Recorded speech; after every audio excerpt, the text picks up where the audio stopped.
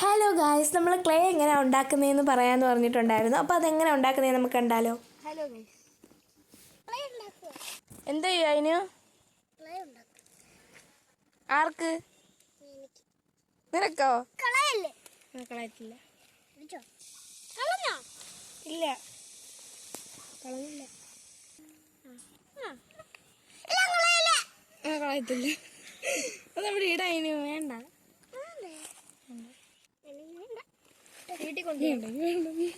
നമ്മുടെ അടുത്ത് പിന്നെ ഏഞ്ചലും മിന്നും ഹായ് പറയാൻ ചോദിച്ചിട്ടുണ്ടായിരുന്നു. രണ്ടുപേർക്കും ഹായ് കേട്ടോ.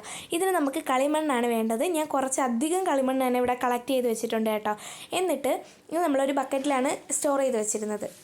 നമ്മുടെ കൂടെ കുട്ടിപ്പട്ടാളങ്ങളെല്ലാം ഉണ്ട്.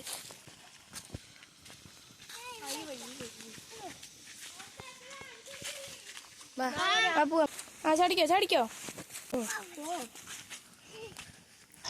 ഇതിലോട്ട് നമുക്ക് കുറേ അധികം വെള്ളം ഒഴിക്കാം. എന്നിട്ട് നന്നായിട്ടൊന്ന് മിക്സ് ചെയ്ത് അരിപ്പ വെച്ച് അരിച്ചെടുക്കുക. ഞാൻ ഇവിടെ ചെറിയ ഹോൾസുള്ള അരിപ്പയിലാണ് കേട്ടോ അരിച്ചെടുക്കുന്നത്. എന്നാൽ പിന്നെ നമുക്കൊരു 3-4 വട്ടം അരിച്ചാൽ മതി. വലിയ ഹോൾസുള്ളതാണെങ്കിൽ ഒരു 5-6 വട്ടമെങ്കിലും മാക്സിമം അരിക്കണം കേട്ടോ. എന്നാൽ ഒട്ടും തരിതരിപ്പ് പാടില്ല. എനിക്ക് പക്ഷേ ചെറിയതായിട്ട് തരിതരിപ്പ് ഉണ്ടായിരുന്നു. പിന്നീട് ഞാൻ അരിക്കാനും നിന്നില്ല. എന്നിട്ടിത് നമ്മൾ കുറച്ച് നേരം റെസ്റ്റ് ചെയ്യാൻ വെക്കുമ്പോഴത്തേക്ക് വെള്ളം ഇതിന് മണൽ മാത്രം അടിയിലടിയും. അപ്പോഴത്തേക്ക് നമുക്ക് ക്ലിയർ ആയിട്ട് വരുന്ന വെള്ളം ചരിച്ച് കളയാം കേട്ടോ. ബാക്കിയെല്ലാം ഞാൻ എൻ്റെ വീട്ടിൽ വന്നിട്ടാണ് ചെയ്തത്. അതിന് മുന്നുള്ളതെല്ലാം എൻ്റെ ഉമ്മയുടെ വീട്ടിലിരുന്നാണ് കേട്ടോ നമ്മൾ ചെയ്തിട്ടുണ്ടായിരുന്നത്. എന്നിട്ട് ആ അടിയിലുണ്ടായിരുന്ന സംഭവം മാത്രം എടുത്തിട്ട് ഞാൻ ഇവിടെ ഒരു സഞ്ചിയിലാണ് കെട്ടി തൂക്കിയിടുന്നത്. നമ്മൾ തറയിൽ വെച്ചിരുന്നാലും മതി.